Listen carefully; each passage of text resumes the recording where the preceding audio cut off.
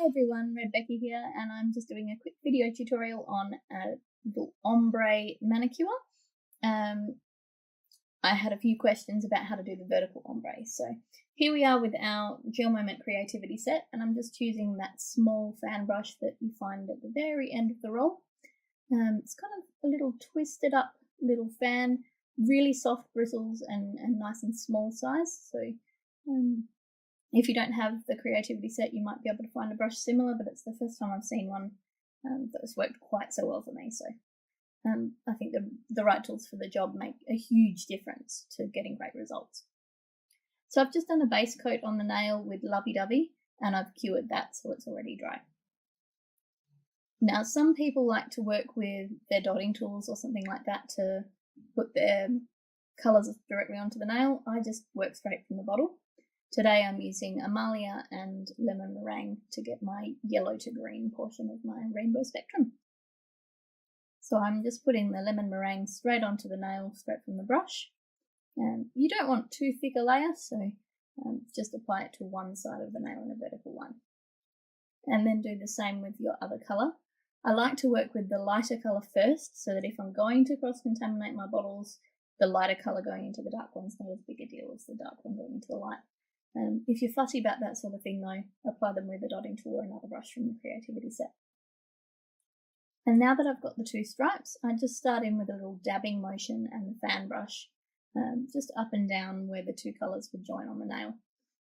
So you can kind of see here, it's much more of a dab and a press than it is a stroke. You don't really want to be moving the nail polish around too much on the nail. You really just kind of want to tap it into place to get that nice seamless blend.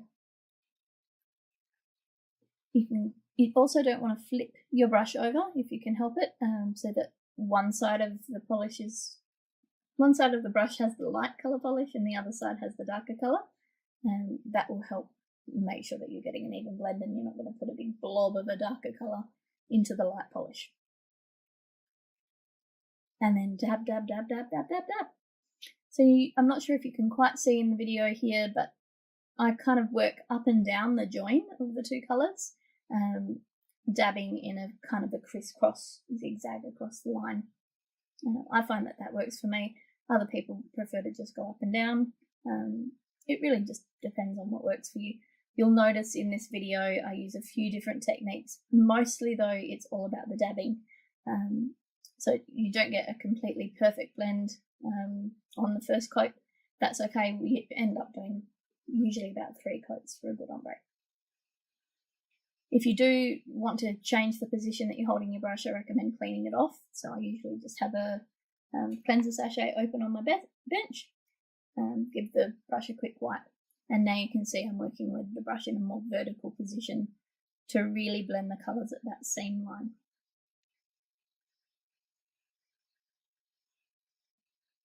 Tap, tap, tap, tap, tap, tap, tap.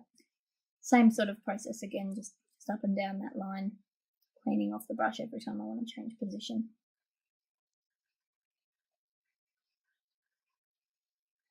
Tap, tap, tap, tap, tap. Tap, tap, tap, tap, tap, tap, tap, tap.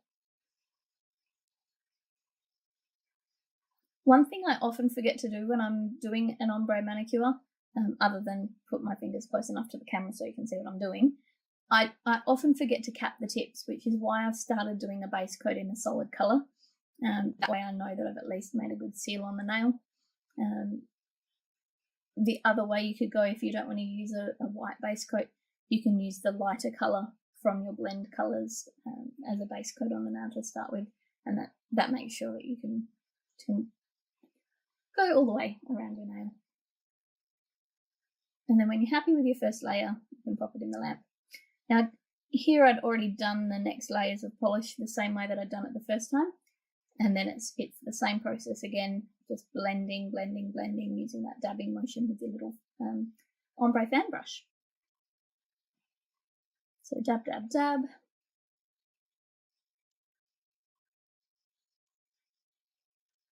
Dab, dab, dab, dab.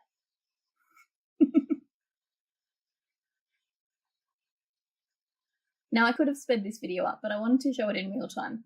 So this whole video process has taken I'd say probably about 10 minutes for this nail. It doesn't need to take that long. If you aren't trying to record things, you're probably going to be a little bit faster with it than I was today. I would say usually allow a little bit extra time though, as you always would if you were going to do nail art. Here I'm also giving the polish a light brush across the top to help blend. Definitely that comes secondary to the dabbing technique, but sometimes it can just help to even out your finish.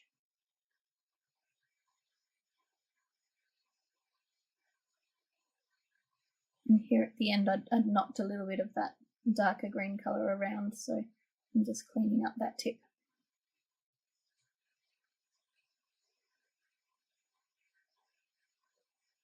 And back to the dabbing.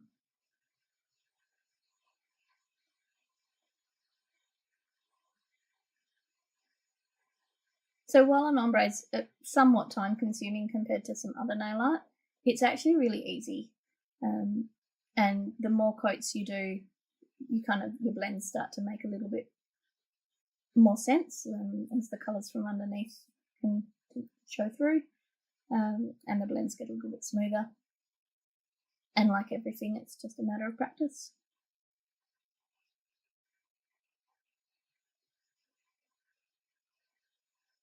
So my chosen ombres are usually colours that are pretty close to each other on the colour wheel. So you can see with the hand that I've got in the camera shot at the moment, I've got red to orange, orange to yellow, yellow to green, and then green to blue. By using colours that are close together, it's a more natural blend, but you can definitely use colours from further away on the colour wheel. You just have to be a little bit more careful with your blending because it won't be such a natural transition. There's a few different things you can do to make colours that don't naturally blend together as easily blend better.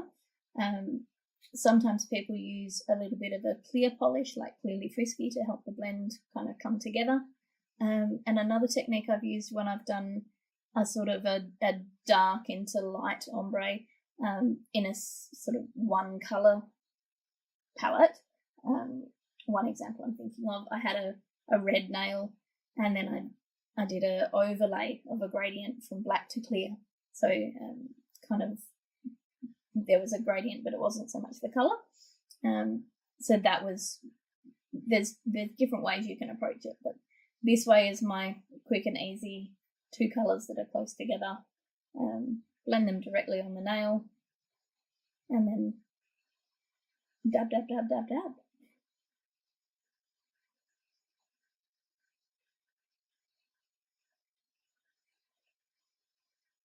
And only ever a few very, very light strokes if you're going to actually stroke all the way down the nail.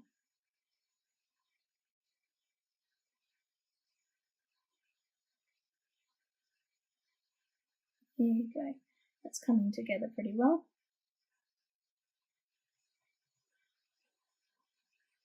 Catch my brush and back under the light. There we go. I'm reasonably happy with it at that stage. I can't remember if I ended up doing another coat or not. I think I might have. Can't help myself.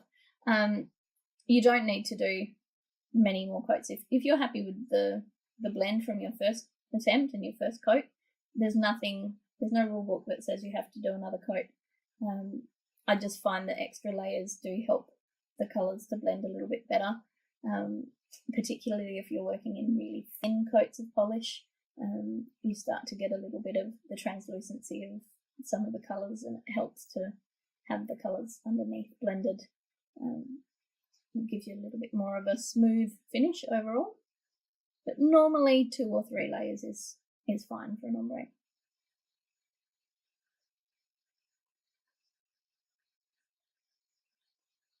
Back to that dab, dab, dab.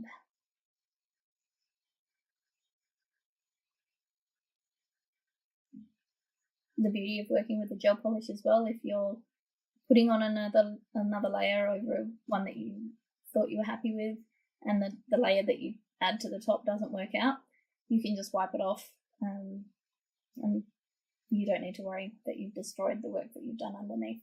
Once it's cured, it's cured.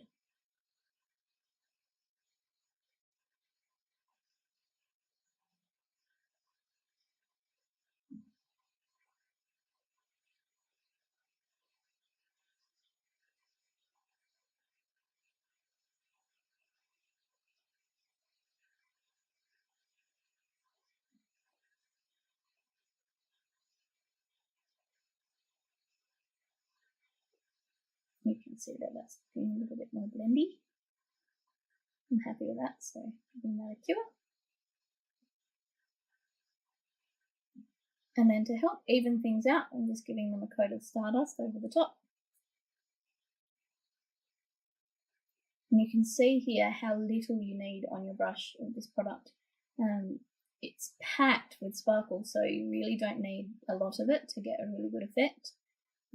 I basically take as much off the brush as I can and then paint it almost dry. You can see the sparkle payoff. It's amazing. This might be my favourite product now. And just undo your line as normal for a minute. And there we have it. Dry, ready to go. Yellow to green ombre vertically.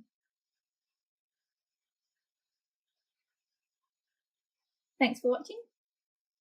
I'll see you next time.